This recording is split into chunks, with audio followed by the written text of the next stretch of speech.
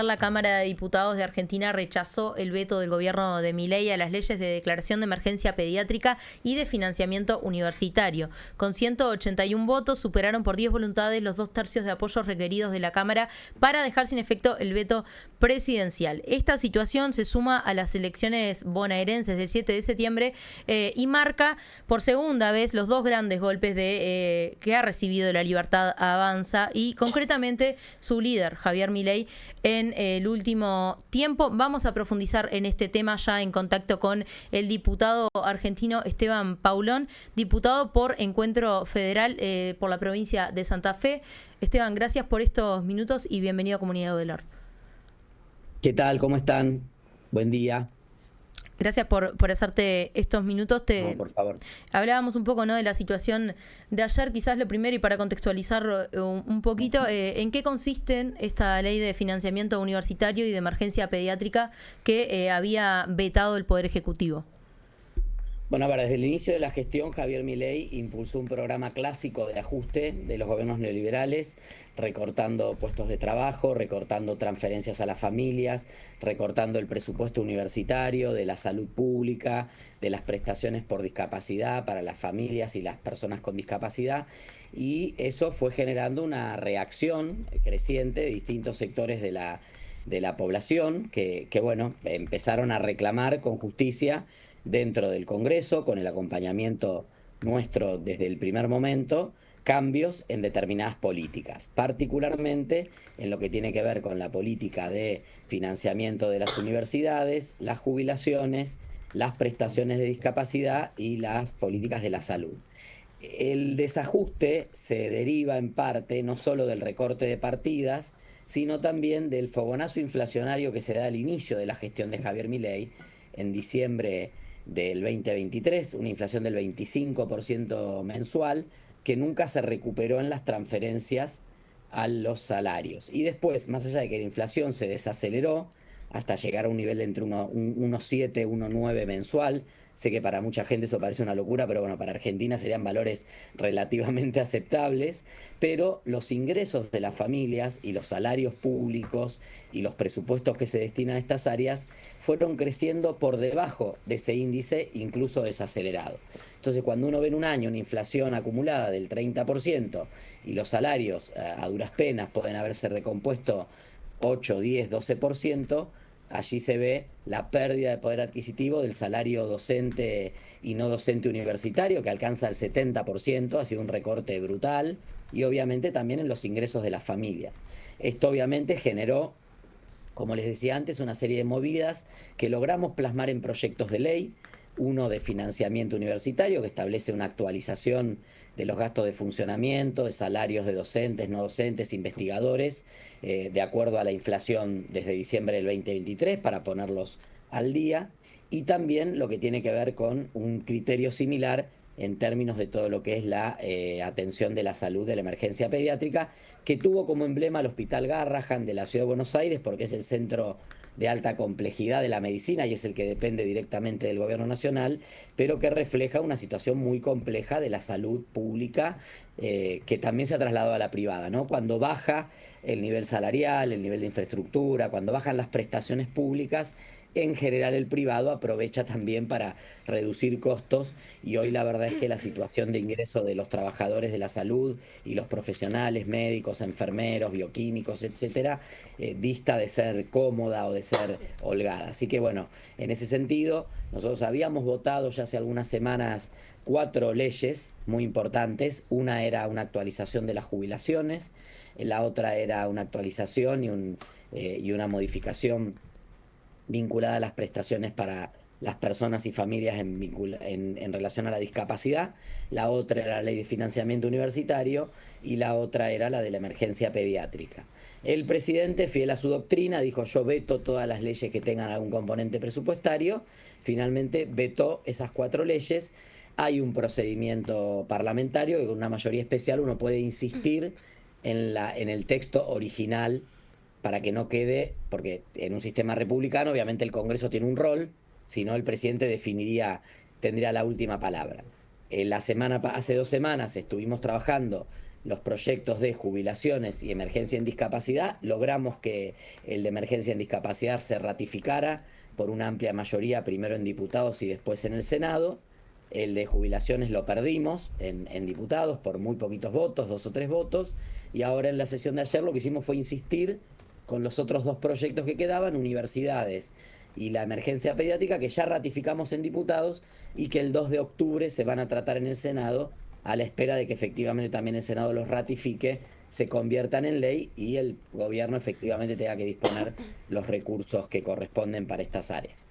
Esteban, ¿cómo hacen ese contralor, ¿no? Desde el Congreso, una vez que el Senado, si es que ratifica estos, el retiro de estos vetos para que efectivamente se cumpla y que se dé presupuesto, ¿no? También en este contexto en el que Milei no se está desfinanciando todo lo que es público. Sí, a ver, la verdad que lo lógico sería que el gobierno implemente las leyes. Yo he presentado el viernes pasado una intimación al gobierno nacional porque ni siquiera publicó la ley aprobada y ratificada por el Congreso, se escuda en un tema de plazos, pero los plazos están totalmente vencidos. Hoy estamos iniciando una denuncia por incumplimiento de deberes de funcionario público contra el presidente, porque esta ley tendría que estar ya en funcionamiento operativa. La ley tiene algunos aspectos que pueden implicar alguna reglamentación más compleja, pero lo central es fácil. O sea, hay que actualizar las prestaciones, el nomenclador que está hoy por la inflación. Eso está clarísimo y el gobierno lo puede hacer en 2 minutos en un Excel. Entonces, ahí nosotros estamos presentando esa denuncia hoy, lo mismo seguramente intentará hacer con las universidades. Lo que no entiende el gobierno también es que este es un buen momento para este tipo de proyectos porque estamos empezando a discutir el presupuesto del año que viene y por tanto el gobierno ya podría prever cómo incorpora estas partidas para que el año que viene no haya ningún problema, se vote el presupuesto de acuerdo a lo que ha definido el Congreso de la Nación y avance claramente lo que tiene que avanzar, que es el debate en relación a estas cuestiones del financiamiento de las universidades, la discapacidad y la pediatría. Un poco ahí quería entrar, decíamos al principio que fue la tercera marcha federal universitaria, la de ayer, que tuvo una gran convocatoria y que creo que eso deja ya de alguna manera demostrado que la sociedad argentina no va a negociar ni con la salud ni con la educación pública. ¿Ustedes cómo toman desde el Poder Legislativo esta señal, ¿no? Esta señal política que está dando la sociedad de reunirse, de movilizarse cuando se tratan estos temas? Yo fui muy crítico desde el inicio del proceso de Javier Milei. Obviamente, como todo nuevo proceso, genera expectativa y la población al principio, incluso sabiendo que estaba afrontando un ajuste muy duro, una dificultad en relación a su propia calidad de vida, entendía que era un sacrificio que había que hacer, un esfuerzo que había que hacer para luego mejorar determinadas cuestiones en la calidad de vida. Eso se fue agotando y las promesas iniciales del gobierno de Javier Milei entraron en crisis. La promesa del crecimiento económico con o sin dinero, había dicho él, entró en crisis. Hoy Argentina se enfrenta a un primer trimestre de desaceleración de la actividad económica, que todas las estimaciones hoy dicen y auguran que se va a transformar en el inicio formal de una recesión en el cuarto trimestre del año. Enfrenta una crisis también de credibilidad en términos de un proyecto que venía supuestamente a refundar Argentina con más libertad, etcétera. Gobierno intolerante, que anula al que piensa distinto, que permanentemente agrede, que no cree en la democracia. Y la otra gran promesa que había hecho Javier Milei de la regeneración política y la lucha contra la casta y los privilegios de la política, que finalmente no fue otra cosa que cambiar de manos los privilegios de la casta, y quedó esto claramente evidenciado en los audios que desnudaron una trama de corrupción que llega directamente al presidente y a su propia hermana. Entonces, ahí la sociedad argentina, en un proceso que viene haciendo hace un tiempo, va tomando mayor conciencia y sin lugar a duda la fuerte movilización que se dio ayer, no solo en la Ciudad de Buenos Aires, donde fue realmente masivo, sino en todo el país, Córdoba, Rosario, Mar del Plata, Salta, La Plata, todas ciudades donde se marchó fuertemente en reclamo del presupuesto universitario, hizo que lo que el año pasado no se logró, porque el año pasado nosotros tratamos un proyecto similar y no logramos la aprobación, no logramos la ratificación, sí logramos aprobarlo, pero no logramos insistir frente al veto, sí se logrará este año. Entonces, evidentemente ahí hay cuestión concreta que tiene que ver con una sociedad que está cansada, con un modelo que fracasó y una apelación urgente al presidente a que llame a un diálogo amplio para rectificar el rumbo económico y social, porque si no rectifica ese rumbo, nos enfrentamos a un panorama muy complejo, no solo por el resultado electoral de octubre, sino hacia adelante. Y creo que quienes somos demócratas y creemos en la democracia, queremos que el presidente Milei complete los 4 años de su gobierno, queremos que el 10 de diciembre del 2027 el presidente Milei le pase la banda, le pase el gobierno a otro proyecto político. Trabajamos para construir ese otro proyecto político, pero que no tiene que adelantar los plazos. Lo que tiene que ocurrir es una toma de conciencia de cómo está la situación y obviamente una acción concreta del presidente de poder rectificar el rumbo económico, el rumbo vinculado a esta intolerancia social y tratar de llevar un mensaje de paz y de estabilidad a la sociedad argentina. Esteban, vuelve un poco a lo que decías hoy al principio, de que bueno, que vos desde que comenzó el gobierno de Javier Milei fuiste muy crítico con ese proceso que se inició, y ahora pensando en el anuncio que hizo Milei hace unos días sobre el presupuesto del año que viene, que él decía, bueno, lo peor ya pasó, ¿no? Con esto de bajar la inflación a costa de estos recortes, y que bueno, que ahora iba, a partir del año que viene, iba a ser mejor, un poco con lo que vos planteabas ahora. O sea, ¿qué garantías hay de eso? Porque por las cosas que capaz que escuchábamos de acá, no parece que fuera a ser así, y por las cosas que vos nos decís. Entonces es eso, ¿qué garantías hay de que eso efectivamente pueda ser así? No, la verdad que el presupuesto que presenta el gobierno es totalmente irreal. Subestima la propia inflación de este año en las estimaciones económicas. Primero que venimos 2 años sin presupuesto. Por voluntad de Javier Milei, hace 2 años que Argentina no tiene presupuesto. Por eso cuando discutimos presupuesto universitario, jubilaciones, discapacidad, temas de la salud, uno dice, bueno, ¿con qué legitimidad el gobierno nos dice degenerados fiscales en el Congreso cuando el propio gobierno, que es un degenerado fiscal, ha gobernado 2 años sin presupuesto, sin la ley más importante, ¿no? En la total ilegalidad. Ahora viene un tercer año supuestamente con la voluntad de discutir un presupuesto. El presupuesto plantea supuestos, por eso es un presupuesto, que no existen. Plantea una inflación del 24% para este año y llevamos a agosto un acumulado del 20%. Nadie cree efectivamente que va a haber una inflación de menos de 0,5 puntos de aquí a fin de año para llegar al 24%.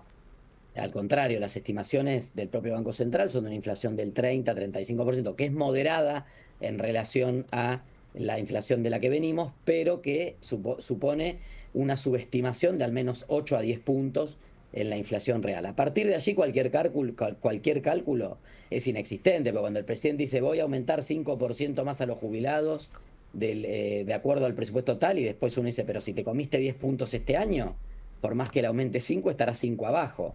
O cuando habla del presupuesto universitario, dice un fuerte aumento en el presupuesto universitario, 4.8 billones. Y resulta que ese número, que parece muy grande y parece muy importante, es un 30% menos de lo que hubiera dado el presupuesto tan solo con aplicar el índice de inflación del 2023 hasta hoy.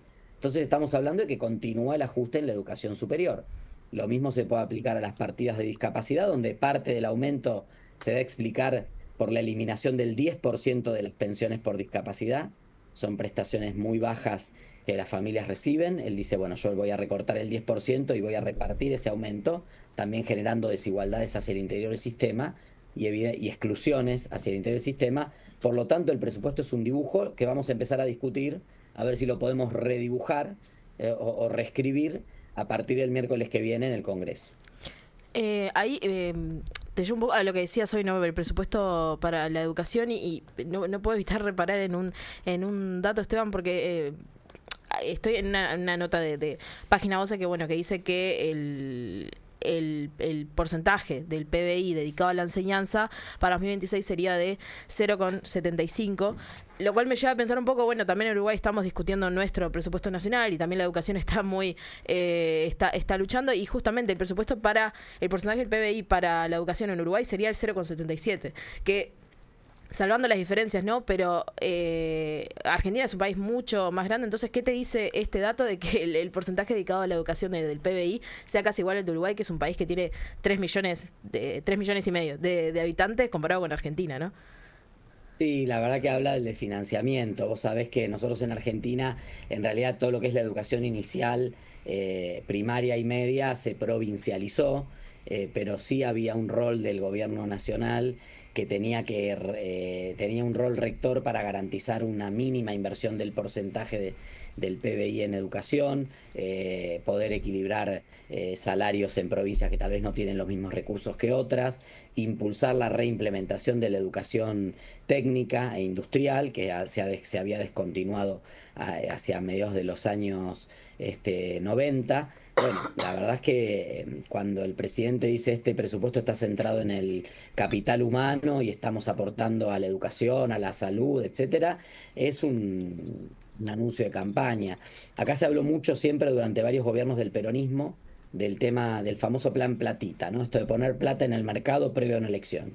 Yo digo, el gobierno de Milei inauguró el plan promesa de platita, porque la verdad es que las promesas de esas mejoras son todas para el año que viene, sujetas a que el Congreso apruebe un presupuesto, sujetas a variables que no se corroboran y ningún analista serio plantea que efectivamente sea así, y obviamente sobre los grandes anuncios pomposos que se hacen como una maniobra desesperada electoral para intentar revertir el mal clima social que hoy hay en el país, bueno, aparecen estos datos amañados y un poco tocados, donde todos sabemos que la contabilidad creativa te permite hacer algún juego y aparece como que esta gran apuesta, incremento del presupuesto en las áreas sociales, que después finalmente no se va a corroborar en la realidad.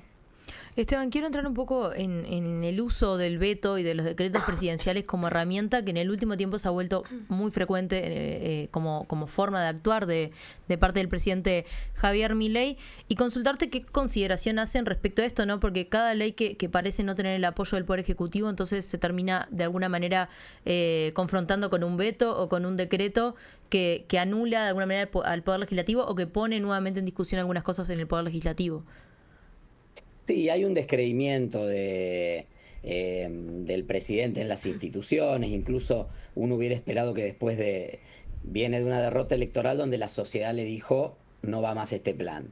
Viene de 2 semanas muy turbulentas donde el mercado le está diciendo no va más este plan. O sea, los sectores más privilegiados del país hoy no les es rentable este sistema, entonces evidentemente también ahí hay un corrimiento. Y viene de un mensaje muy fuerte del Congreso que ya viene hace 2 o 3 sesiones, tanto la Cámara de Diputados como el Senado, diciéndole no va más. Uno hubiera esperado que se recostara en algún criterio republicano, constitucional, llamar a un diálogo amplio, etcétera. No, al contrario. Hoy sale con un tuit a insultarnos. Ayer el ministro de Economía a insultar también. A seguir canchereándola, ¿no? A hacerse esto, comprar campeón, soy campeón, acaba todo. Bueno, la verdad es que no es así, la vida no va ahí.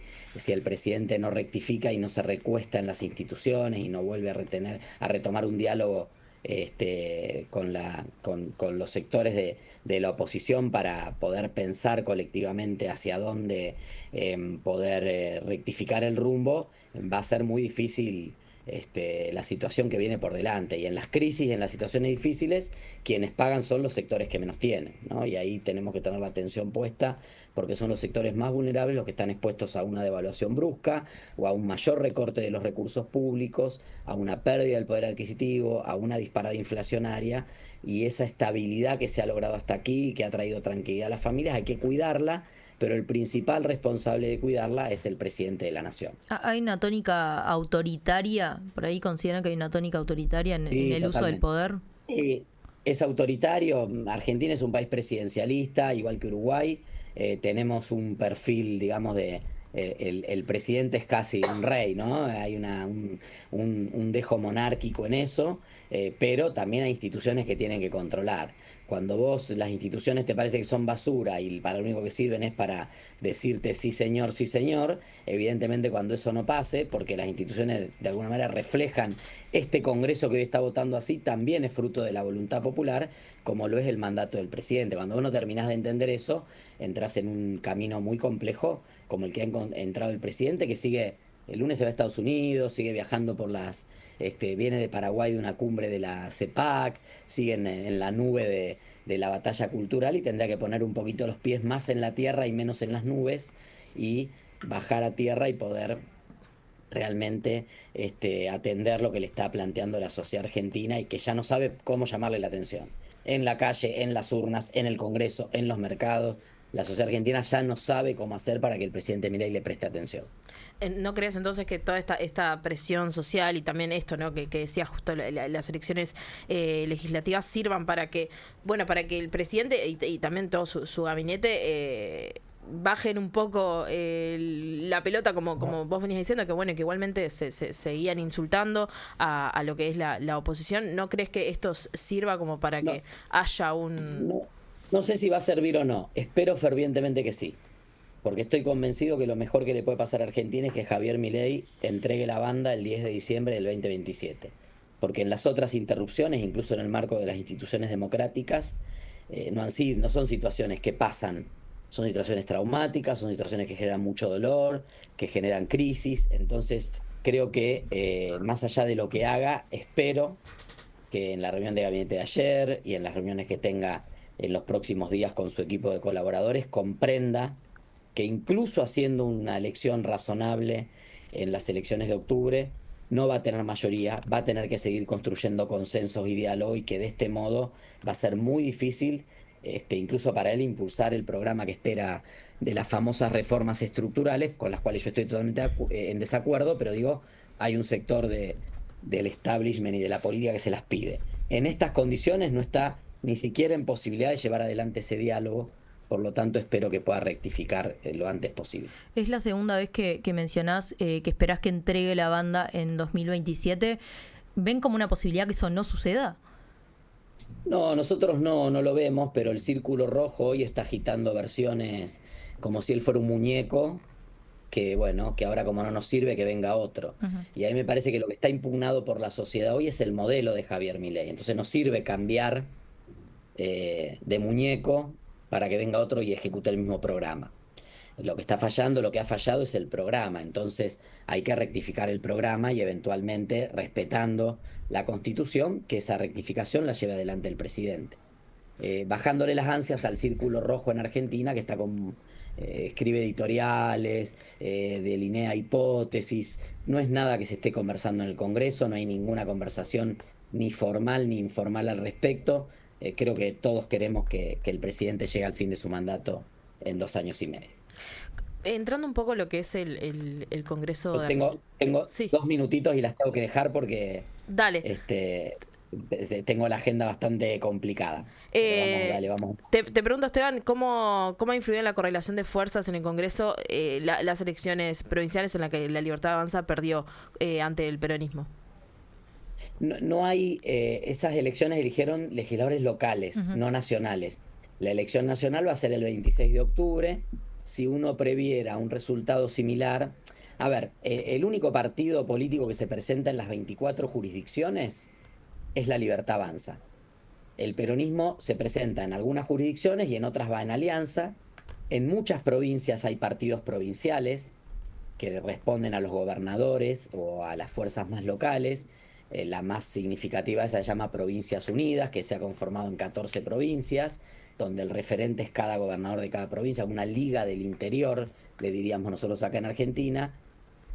Esas fuerzas provinciales venían con poca expectativa electoral, porque obviamente se plantea, si al gobierno le va bien, el partido nacional en todo el país mete la mayoría de los diputados y senadores, y el peronismo siempre disputa, o en la mayoría de las provincias disputa. Hoy hay un escenario abierto, porque mucha gente que apoyaba a Javier Milei o que lo veía con alguna simpatía o que estaba expectante, está viendo que sin querer votar al peronismo hay fuerzas locales que pueden representar una alternativa no peronista, pero tampoco bandeada a lo Milei. Entonces va a haber una gran dispersión en la representación al Congreso el 26 de octubre, y en ese sentido va a ser mucho más diálogo, va a haber mucha más necesidad de diálogo y de consenso, que es lo que le está costando mucho al presidente. O sea que el presidente tiene no solo la misión de dialogar ahora y rectificar el rumbo, sino también ir practicando una política más vinculada al diálogo y al consenso, porque si no se va a enfrentar a 2 años muy difíciles para terminar su gestión. Esteban Paulón, diputado de Encuentro Federal por la provincia de Santa Fe, muchas gracias por estos minutos. Gracias a ustedes.